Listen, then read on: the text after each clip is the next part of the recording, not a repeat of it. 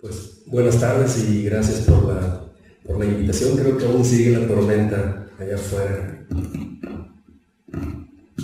muy fuerte, lo que nos hizo retrasar un poco. Vamos a ver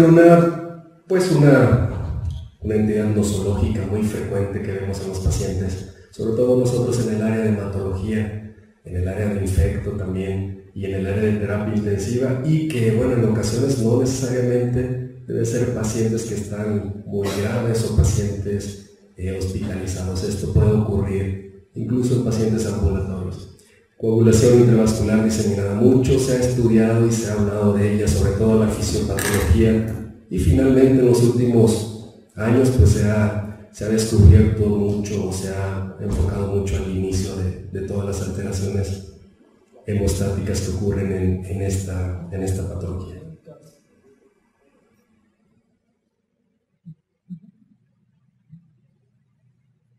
Iniciamos siempre con la hematopoiesis.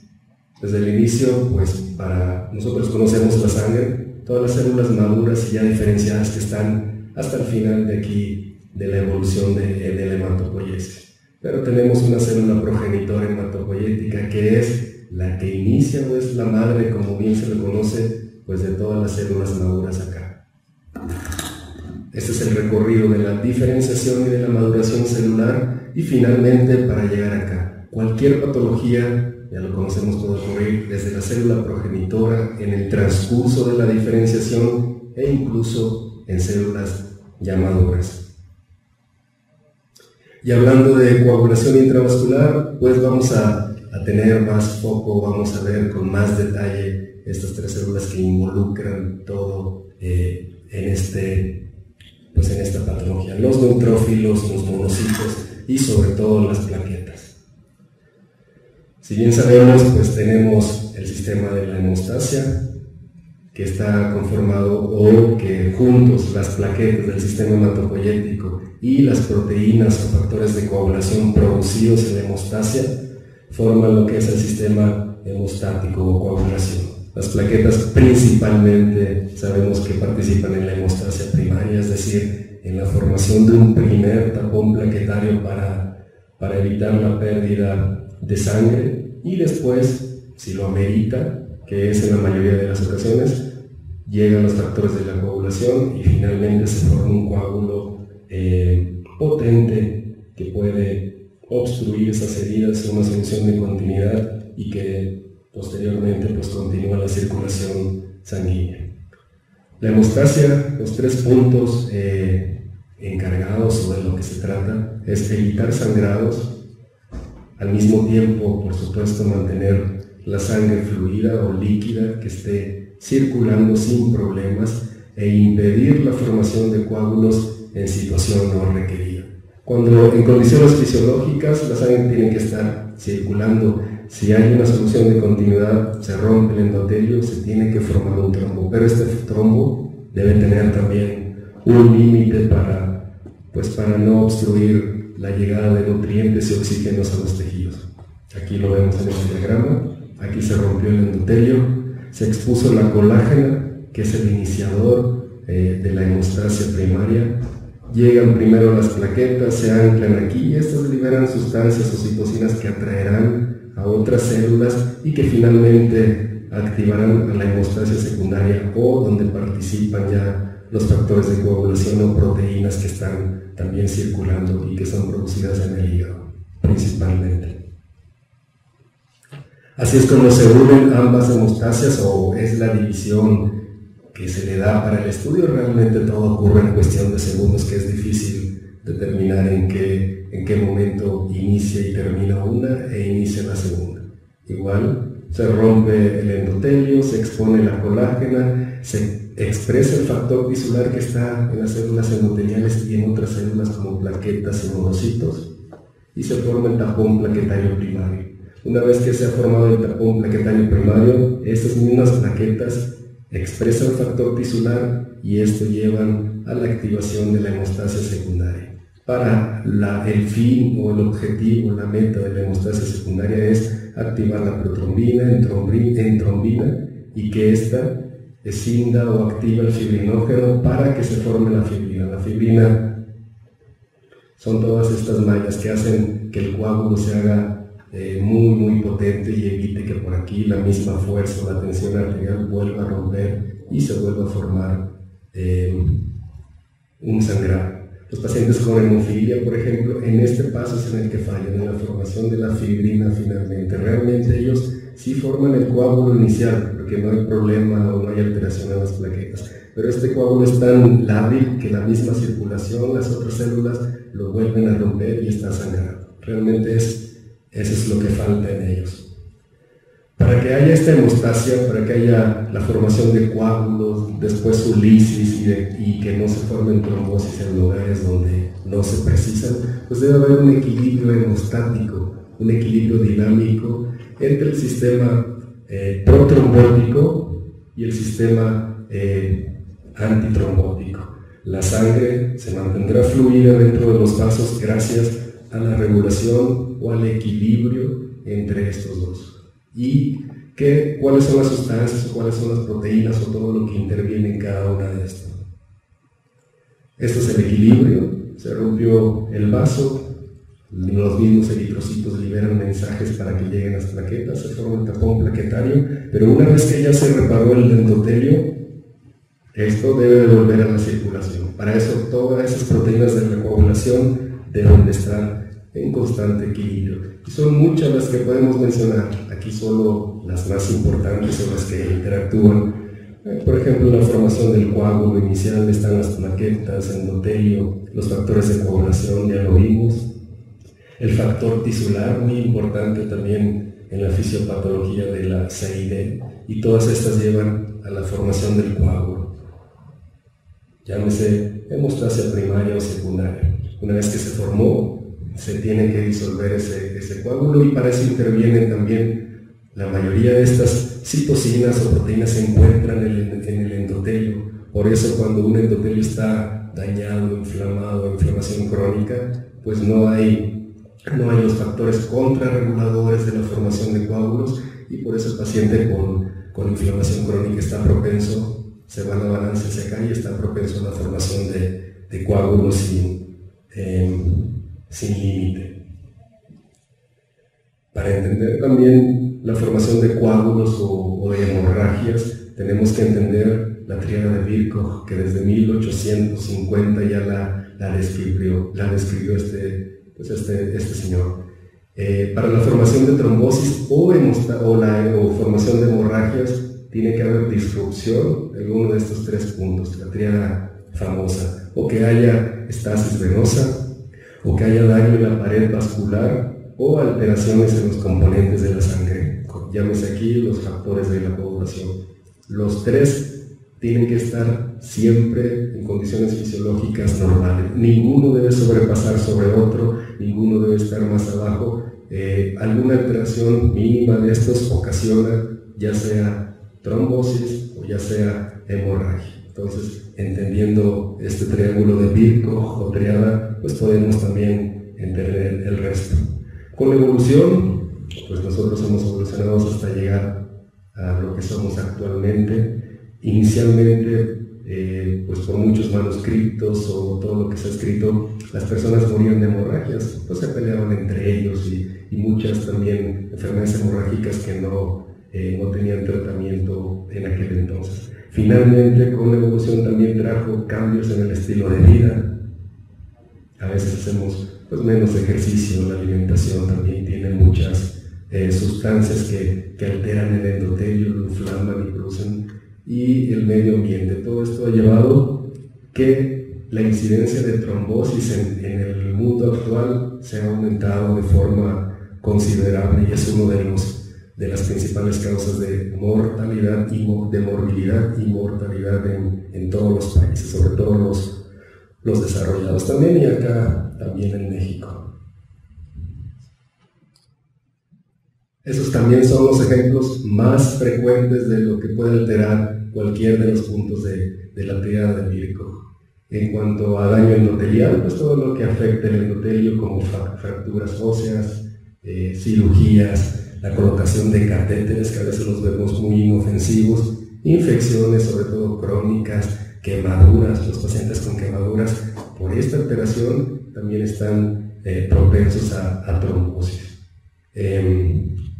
Está cispenosa. Permanecer en cama ya más de 72 horas ya es un riesgo para que esa sangre circule menos o más lento en algunos sitios y allí se desencadene la hemostasia o la activación de factores de coagulación.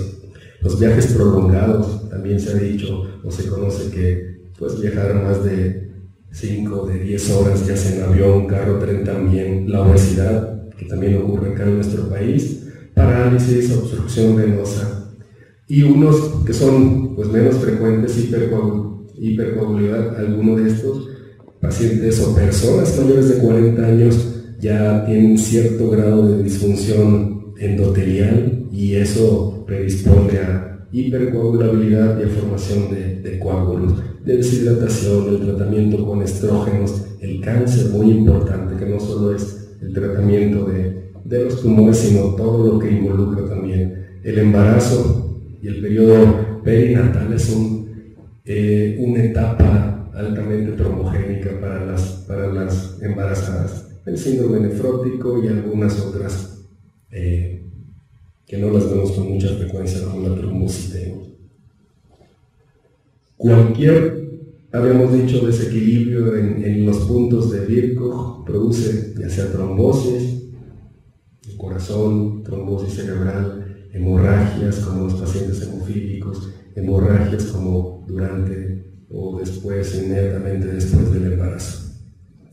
Y esto ocurre también, habíamos dicho, el estilo de vida nos ha cambiado, nos ha hecho más sedentarios y más propensos a la trombosis, pero hay casos de atletas famosos también, futbolistas, ciclistas, que a pesar de tener una vida pues atlética, deportiva y entre comillas sana, con buena alimentación, también han tenido eventos trombóticos.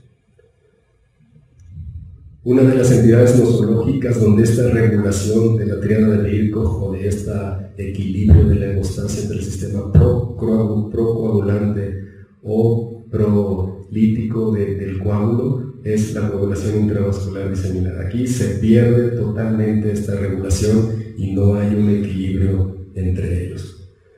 Basados en los estatutos de la Sociedad Internacional de Hemostasia y Trombosis, en el 2010, definen a la CID o a la coagulación intravascular diseminada como alteración de la hemostasia en la cual ocurre una activación masiva de la coagulación, importante, masiva de la coagulación, con trombosis múltiples y disminución de plaquetas y de factores de coagulación. Se consumen, también conocida como coagulopatía por consumo. De hecho, hay muchas definiciones, pero esta es la que más se apega sobre todo a la fisiopatología de la CID. Algunos puntos importantes. Desde 1900 ya se ha descrito, 1901, como una hemofilia temporal. Lo veían en pacientes hospitalizados o con alguna infección que empezaban a sangrar o a trombosarse. Si ven, se puede presentar como complicación hasta en el 5% de los ingresos hospitalarios, el 5% en hemorragia obstétrica, es la primera causa de muerte en terapia intensiva, y la mortalidad una vez que el paciente entra en coagulación intravascular diseminada, la mortalidad es hasta del 50%, es decir, muy muy alta. Y viendo los pacientes hospitalizados y sépticos, la incidencia se va hasta el 90%, hasta 9 de cada 10 pacientes que están sépticos desarrollan o presentan CID. Podemos ver en el inicio la fisiopatología, en resumen, activación intravascular diseminada, lo que ocurre, primero consumo de factores de la coagulación y plaquetas, esto causa depósito de fibrina en la microcirculación, el sistema hemostático detecta que hay muchos trombos y se activa la fibrinolisis secundaria para tratar de irisar o de destruir todos los coágulos en exceso, pero también se activa de manera exagerada esta fibrinolisis, lo que lleva a la formación de toda la destrucción de estos coágulos, a formación de producto de degradación de fibrina. Finalmente se consumen más plaquetas, más factores de coagulación y viene trombosis y viene hemorragia también. Todos estos puntos los podemos unir y los vamos a ver con más detalle en las siguientes diapositivas. Es una entidad también, si lo vemos ya con la fisiopatología inicial, en un inicio predomina la hemorragia, después hay trombosis, después hay menos trombosis, más hemorragia, es decir, el paciente está cursando periodos de trombosis y hemorragia. Por eso lo difícil a veces del tratamiento desde el punto de vista hematológico. Y pues no es fácil o es difícil tratar a un paciente que al mismo tiempo tiene trombosis, pero al mismo tiempo también en algunos otros órganos o sitios está sangrando. No sabemos aquí si darle un anticoagulante y provoquemos más hemorragia o darle algo para que forme trombos y formar pues, más trombosis. Para entender también más la fisiopatología, pues debemos de entender lo que antes o lo que ocurre in vitro con la cascada de coagulación. Esa cascada clásica de la coagulación no ocurre in vivo, no ocurre en nosotros solo en el laboratorio y nos sirve pues para saber en caso de alteración de algunos de los tiempos de coagulación cuáles de las vías está alterada y con eso podemos indicar qué factores de coagulación pueden estar deficientes o alterados también.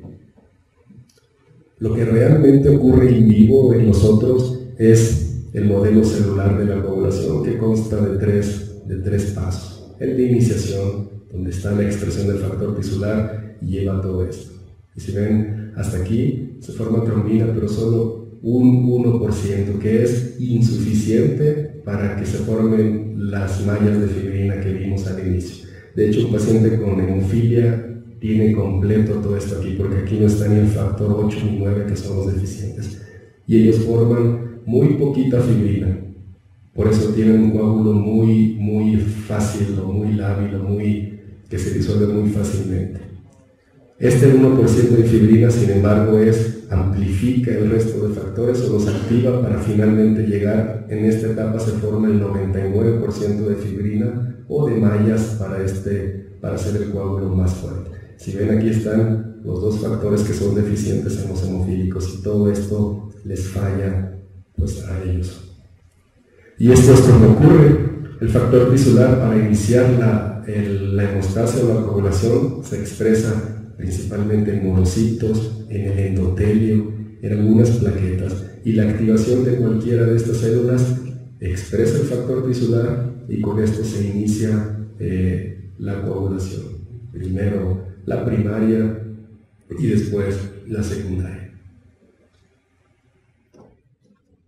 Una vez que ocurrió pues, una ruptura del endotelio, un vaso, se formó el coágulo, y ese coágulo, habíamos dicho, para que esté en equilibrio y recircule esa sangre, se tiene que alisar. Otra proteína importante en esto es la plasmina, que es la que destruye el coágulo, que también importante en la fisiopatología de la SEIDE, la plasmina, que no debemos de perderla de vista.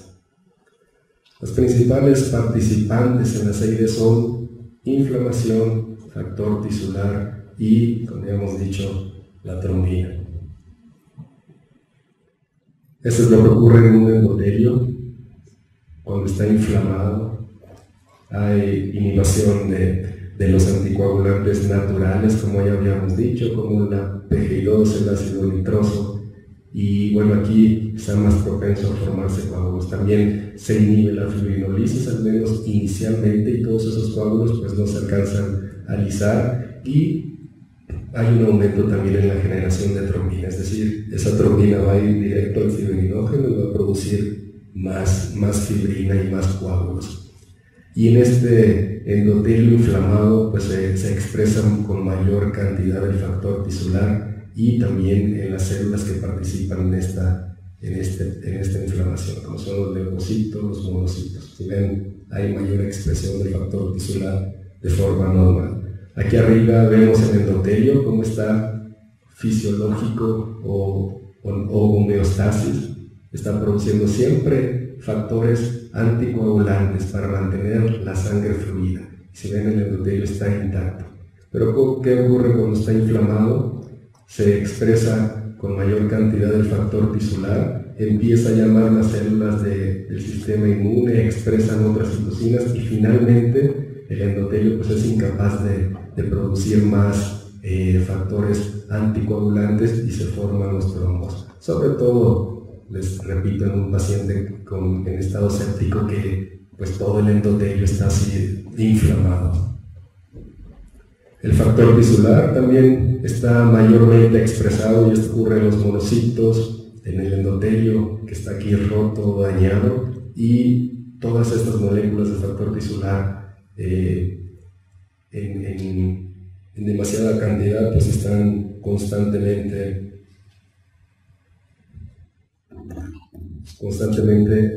activando el sistema de la coagulación.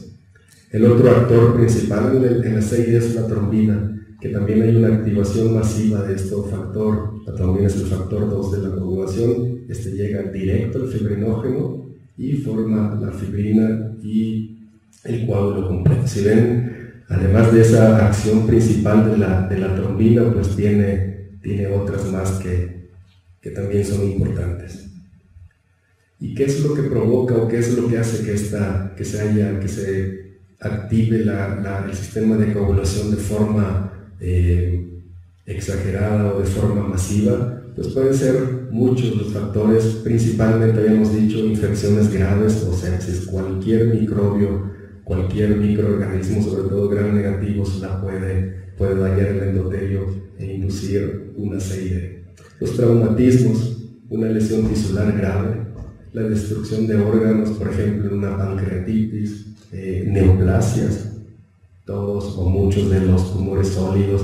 Un caso especial es la leucemia mieloide M3 o promilocítica, complicaciones obstétricas muy frecuentes, la placenta abrupta y embolia de líquido amniótico, reacciones inmunológicas como puede ser una reacción transfusional que es una causa de muerte en estos pacientes, y alteraciones vasculares como la hemangiomatosis o hemangiomas gigantes. Cualquiera de esto produce o inicia la coagulación intravascular diseminada y es independiente de la etiología. Una vez iniciándose, una vez activándose esta coagulación, pues la evolución es semejante en todos. Vamos a ver cómo es lo más frecuente por infección grave o sepsis, lo que ocurre, otros puntos importantes aquí.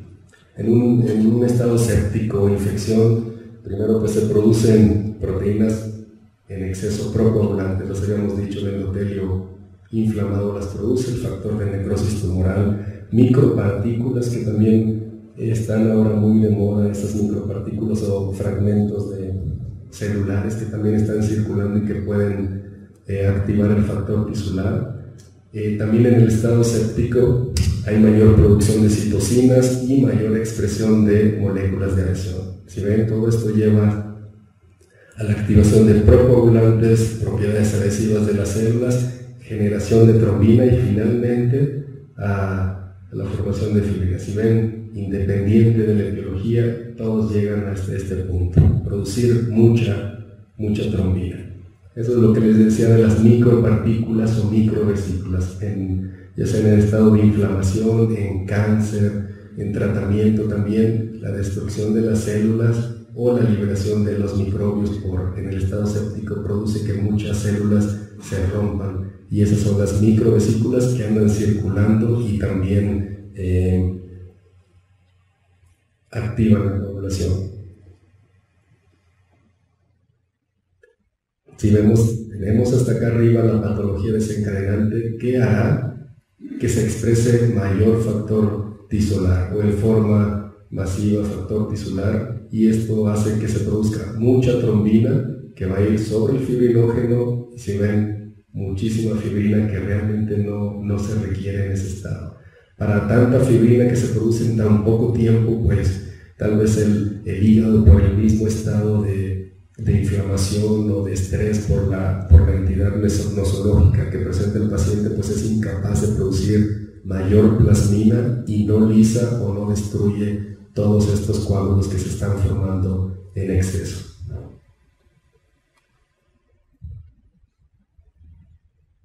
Así es como realmente ocurre. Está la circulación normal, llega algún bicho que altera aquí el endotelio,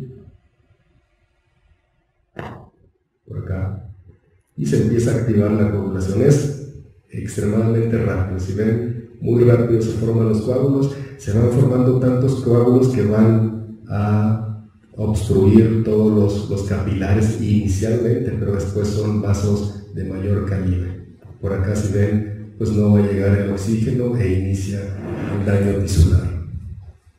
Y eso es lo que ocurre.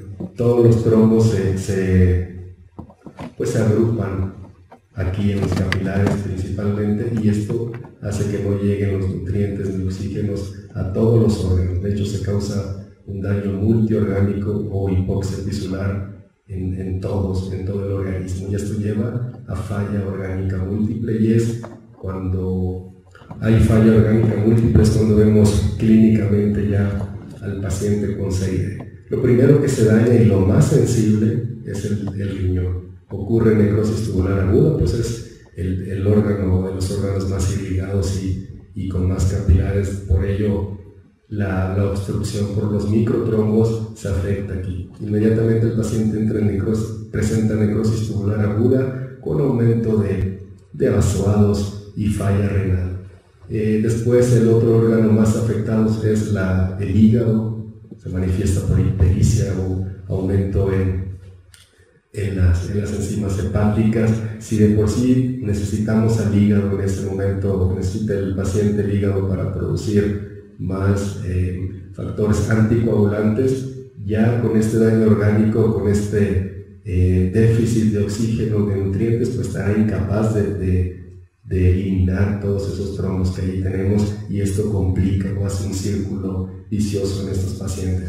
Después, el pulmonar también, con un síndrome de distrés respiratorio agudo, se presenta por la obstrucción de capilares allí. Y finalmente, muchos también pueden llegar, si no se detiene esa activación de la coagulación, a trombos en el sistema nervioso central. El paciente entra en coma, presenta delirio, y muchos pacientes, sobre todo en terapia intensiva, que ya están bajo ventilación mecánica, pues es difícil reconocer, al menos inicialmente, una coagulación intravascular diseminada.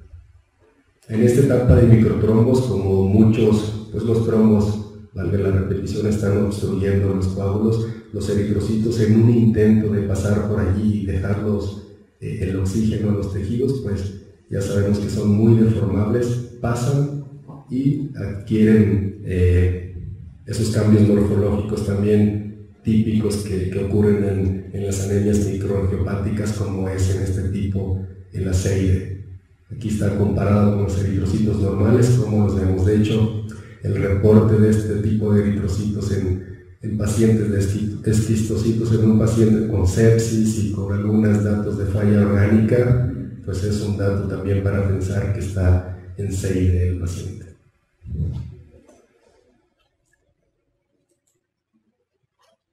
Se formaron muchos coágulos aquí en los capilares, y esto llevó a que todos los factores de coagulación que estaban pues en circulación se activaran y se gastaran o se quemaran, como algunos lo llaman, en este sitio. Y si vimos anteriormente, el hígado es el productor principal, o es el productor de los factores de coagulación, pero para este entonces ya también está hipóxico, está alterado y no produce más factores de coagulación. Ya todos se consumieron aquí, y ahora viene la segunda etapa de la CID. Primero, múltiples trombosis o microtrombos, y ahora, como ya no existen más factores de coagulación y también se consumieron aquí las plaquetas, pues ahora el paciente presenta hemorragias en todos o el resto de órganos, y es la etapa más clínicamente que más observamos. Si vemos aquí principalmente púrpura, que es generalizada y va desde equimosis hasta una púrpura necrotizante, como vemos en este ejemplo. Puede ser en cualquier parte del cuerpo, si vemos aquí. Es muy llamativa, y pacientes en esta etapa pues es aún más difícil o complicado el tratamiento. El riesgo aquí también de sangrado del sistema nervioso central y muerte es muy alto, que es la principal causa de muertes en estos pacientes. Un dato clínico que nos orienta a decir que se ha activado la fibrinolisis de forma excesiva es el sangrado a nivel de heridas o el sangrado en los sitios de venopunción. Por eso en todo paciente, sobre todo en terapia intensiva o que esté séptico o que esté con alguna infección o inflamación crónica, siempre hay que revisar los sitios de venopunción, porque comúnmente cuando hacemos una punción, pues alrededor de aquí se forma un coágulo, fibrina. Si se activa la fibrinolisis, cuando hay, esto significa que hay mucha plasmina disolviéndose ese coágulo, se manifiesta también aquí y empieza a sangrar los sitios de venopunción o los sitios donde hay alguna herida quirúrgica, antigua, empiezan a sangrar. Y pues es hemorragias por muchos lugares en el paciente. Viendo toda la fisiopatología y todo lo que ocurre a nivel pues, capilar, a nivel endotelial, pues ya imaginamos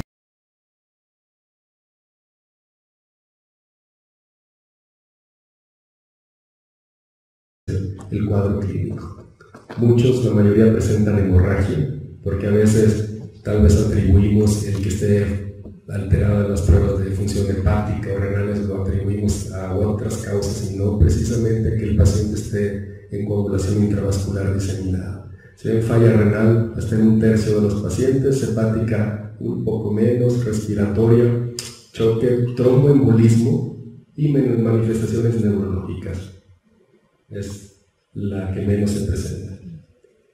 Y ya habiendo visto pues todo lo que ocurre, ya podemos entender con más detalle la fisiopatología que vimos al inicio: formación de coágulos, activación de los factores de coagulación, el consumo de estos factores de coagulación en plaquetas y finalmente en un inicio multitrombosis o microtrombos y después hemorragia en el paciente.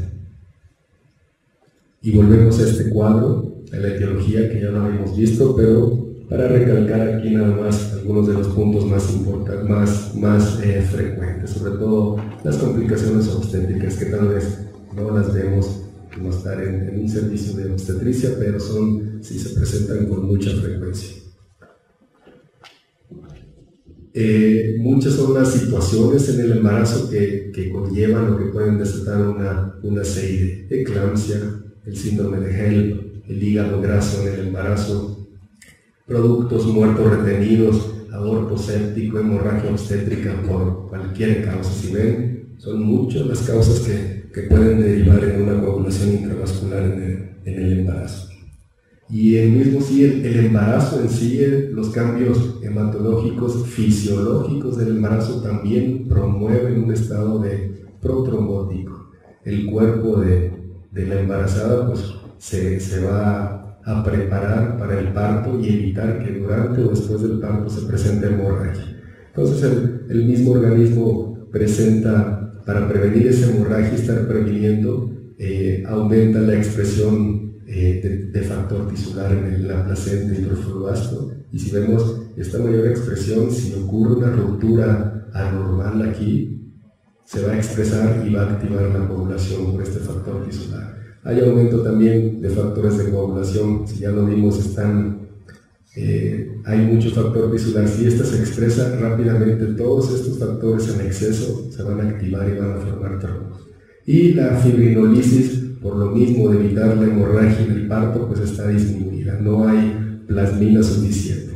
Si lo vimos en un paciente donde se produce plasmina en cantidad adecuada, también es insuficiente en 6D. Ahora en el embarazo que está disminuida, pues el riesgo es mayor. Y todo esto, si el embarazo no lleva un control normal, pues puede causar CID. Y uno de los ejemplos pues es el abrupto placentario. Se rompe la placenta, queda expuesto el factor tisular y se activa la coagulación, todos los factores de coagulación que están en circulación.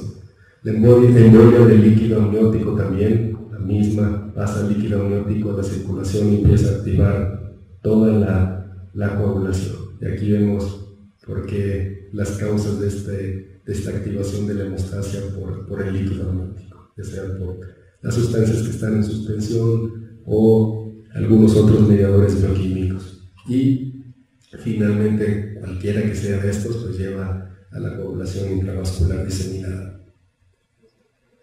Les comentaba el cáncer también, por sí solo, la misma célula tumoral de cualquier tipo de entidad oncológica también expresa factores procoagulantes, la célula tumoral, porque también a la célula tumoral le sirven esas sustancias para dar metástasis, para invadir otros órganos, pero lo produce de forma descontrolada. Un ejemplo, el más típico de todos, es de la leucemia promielocítica. Aquí está el promielocito, que en su membrana expresa mucho factor tisular, más del normal, que es parte de las alteraciones cromosómicas o genéticas que también llevaron a la leucemia, pues también es la expresión del factor tisular. Producen también lo que se llama proteína oncológica, que también es altamente trombogénica, y si ven, las dos activan directamente al factor 10, sin necesidad, como vimos, de activar primero al factor 2, al factor 12 en toda la cascada de coagulación. Ellos van directo y directamente pues también forman coágulos aquí.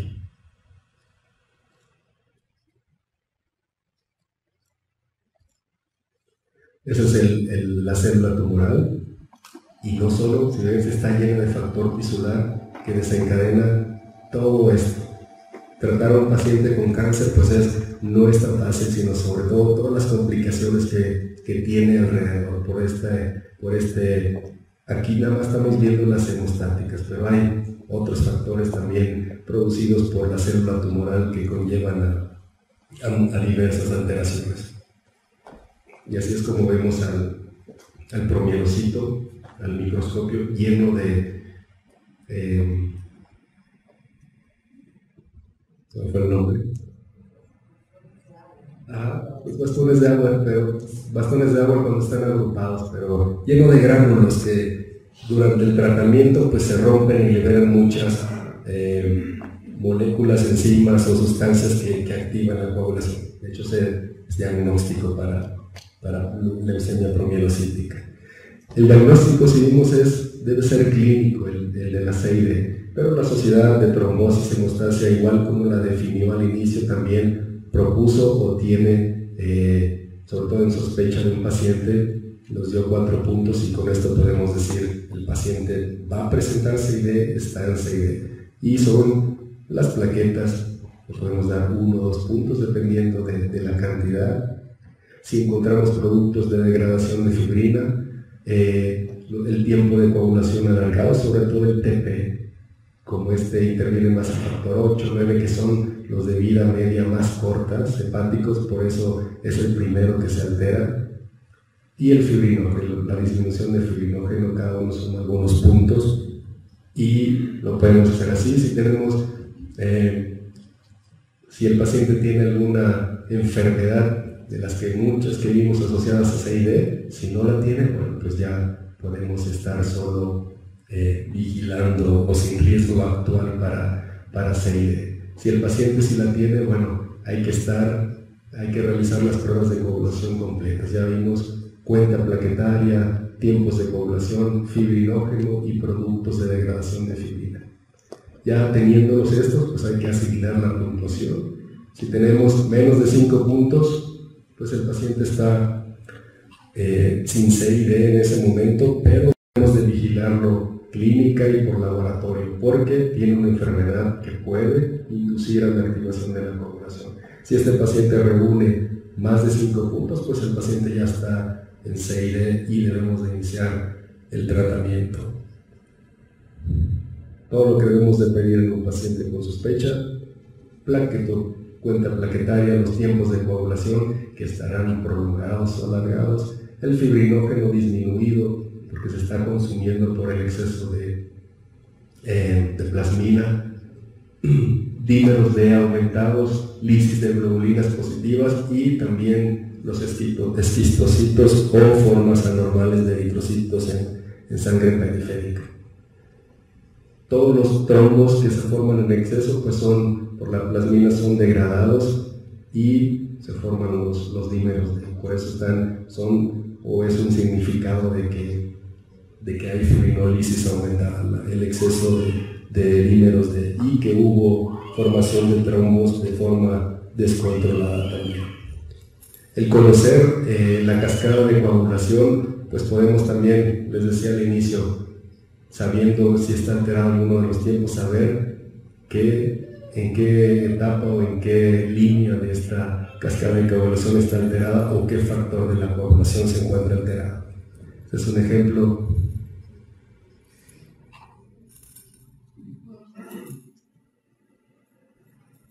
donde tenemos el TP prolongado, y si vemos cualquiera de estos, pues deben estar afectados, porque al tener el TP normal, pues esto nos traduce que toda esta línea o que toda esta vía está intacta. Puede ser cualquiera de esas causas.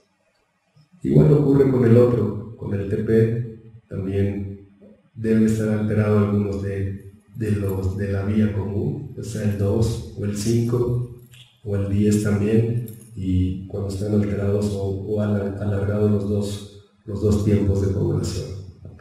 Los objetivos del tratamiento, una vez que ya diagnosticamos al paciente, pues es principalmente, y no hay otra que tratar la patología desencadenante. Mientras la patología, el estado inflamatorio, séptico, infeccioso continúe, por más que demos algún tratamiento hematológico que es simplemente de soporte, pues no tendrá el objetivo, el final que buscamos. Hay que tratar la patología desencadenante e iniciar la terapia transfusional.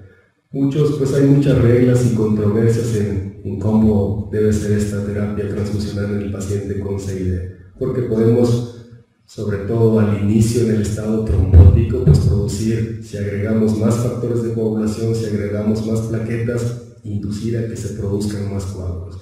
Alguna regla, sobre todo en el paciente en estado ya hemorrágico, es transfundir un plasma, plaquetas y uno de críos, 1, 1 y 1.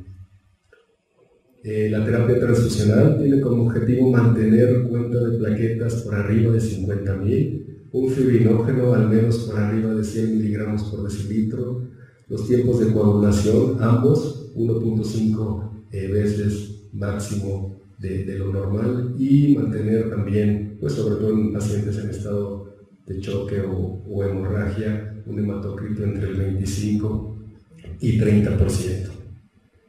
El uso de las heparinas también, lo de acá desde el inicio, sobre todo las usamos en el estado cuando hay datos de la falla orgánica inicial y con una patología desencadenante. Debemos de iniciar con heparinas de bajo peso molecular, donde el riesgo de hemorragia, si el paciente ya llega a esa etapa, pues es menor comparado con las convencionales. Y algunos requieren, sobre todo si vemos los pacientes con cáncer que están en un estado constante procoagulante, pues requieren también terapia antitrombótica con anticoagulantes, principalmente cumarínicos, pero incluso los pacientes con cáncer presentan o están en un estado de CID crónica. En resumen, debemos de identificar la condición clínica desencadenante siempre, porque es la que debemos de tratar. Vigilar a los pacientes con alto riesgo, paciente infectado sobre todo, e iniciar la terapia transfusional también lo antes posible. Bueno, termino con un refrán persa que dice que los leones no paladean el heno cuando visitan al ganado. No sé si hay alguna pregunta, comentario. Terminamos igual con esta bellas artes y lluvioso.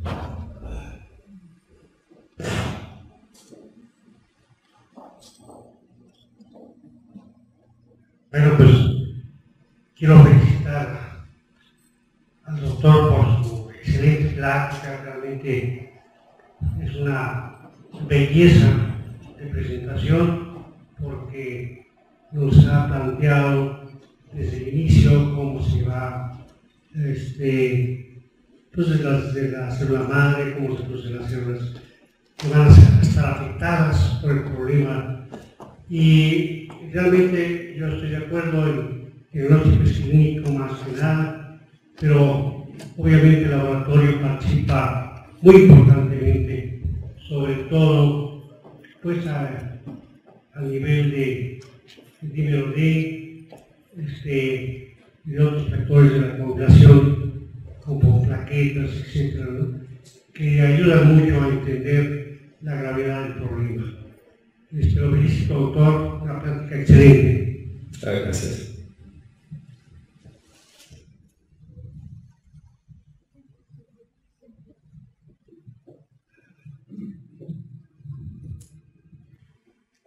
Doctor, muchísimas felicidades por la forma tan didáctica en que nos inició y condujo y concluyó con la coagulación intravascular diseminada.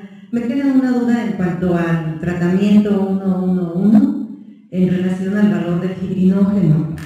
Ahí dice mayor de 100 miligramos. ¿Es mayor o menor? Mayor. Mantenerlo siempre por arriba de 100. Y sobre todo esa 111 es para CID provocada por alteraciones obstétricas, sobre todo abrupto placentario, hemorragia postparto. Es más sobre todo en ese sentido, pues. Gracias. ¿Algún otro comentario? ¿Preguntas? ¿No? A veces clínicamente no podemos saber el paciente si está en estado de microtrombos. El de hemorragia pues es más fácil, pero con el laboratorio, con las pruebas de coagulación y con las pruebas de función orgánica, pues es como podemos detectar ese estado. Y tratándolo allí con heparinas, pues podemos evitar las hemorragias, que es en la etapa en que más riesgo de fallecimiento presentan estas personas. Muchas gracias por la plática, muy interesante. A mí me gustaría saber si hay alguna secuencia en los factores de inflamación, qué tanto suben o bajan conforme se presenta este fenómeno. Es decir, siempre durante la coagulación intravascular diseminada, ¿están aumentados, disminuidos o hay variaciones en ellos? ¿Tiene alguna idea de eso? Al inicio siempre hay bastante factor tisular, incluso como el endotelio está inflamado, pues de forma generalizada se aumenta, e incluso también hay algunas, lo han medido respecto para ver el comportamiento, qué tanto factor tisular hay expresado, y lo miden, no recuerdo las cantidades, pero al inicio mucho factor tisular y después va disminuyendo porque se forma más plasmina, sobre todo, que después induce a las hemorragias. Pero sobre todo el más importante es el factor tisular. Como decíamos, los tres factores principales: factor tisular, endotelio y la trombina.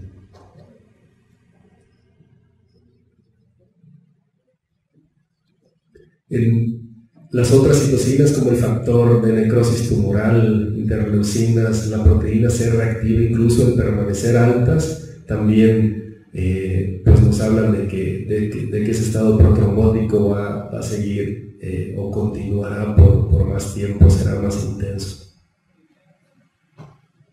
Doctor, primero quiero felicitarlo, doctor Efraín Montaño, por su plática tan clara y tan didáctica, y quisiera hacerle una pregunta personal y dos preguntas no personales. En línea, pregunta la química Silvia Castro Sotelo, que si es posible consultar nuevamente la conferencia. La respuesta es sí, se puede consultar en el mismo link donde viene la invitación a la sesión. Y una pregunta para usted que dice, que ya contestó en su momento, que era a qué se debe que la leucemia mielocítica aguda M3 puede presentar CID. Ya lo vimos en por la degranulación, que todos esos granulos que tiene el promielocito. Y la mía es, en el caso del síndrome de Hell, que se acompaña con CID, la utilidad del laboratorio clínico también nos puede ayudar con la medición de deshidrogenasa láctica en el caso de hemólisis microangiopática. Claro. Y ahí encontraremos también los famosos esquizocitos. Por supuesto. Sí, ¿ustedes han trabajado algo con el síndrome de Hell? Realmente pues quien lo ve y quien lo trata son los obstetras, solo cuando se complica, consigue o avanza más allá o la plaquetopenia es muy pronunciada, pues ya intervenimos nosotros, pero quien lo ve directamente, obstetricia. Si la paciente tiene sangrado o plaquetas por abajo de 50,000, pues ya nos llaman y ya vamos a verla. Okay. Muchas gracias, doctor. Le agradecemos nuevamente su puntual asistencia y su plática. Gracias. Gracias.